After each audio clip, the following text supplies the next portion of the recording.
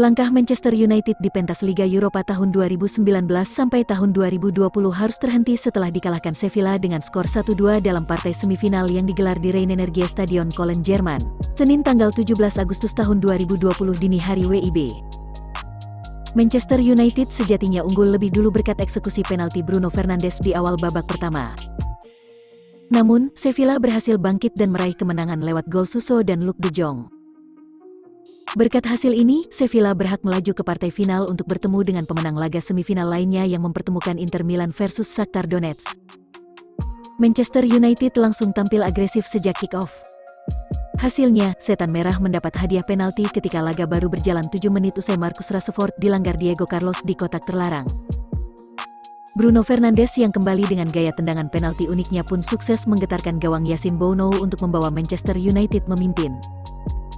Sevilla pun seakan tersengat dengan gol in, pasukan Julen Lopetegui mencoba lebih berani keluar menyerang. Sayang peluang yang didapat Lucas Ocampos masih bisa digagalkan David De Gea.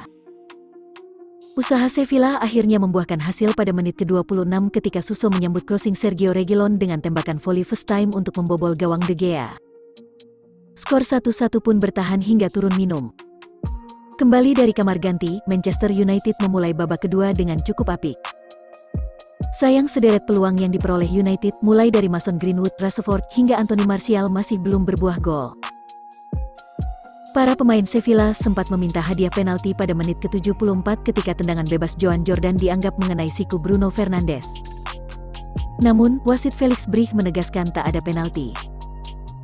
Sevilla akhirnya berhasil membalikan kedudukan pada menit ke-78 lewat sontekan pemain pengganti, Luuk de Jong dari jarak dekat memanfaatkan crossing apik yang dilepas Jesus Navas. Lini pertahanan Manchester United hanya terdiam ketika membiarkan De Jong tanpa kawalan sama sekali di kotak penalti. Gol ini pun sempat menimbulkan perdebatan antara Victor Lindelof dengan Bruno Fernandes. Manchester United pun berupaya sekuat tenaga untuk mencari gol penyeimbang di sisa laga. Namun, usaha mereka berakhir sia-sia.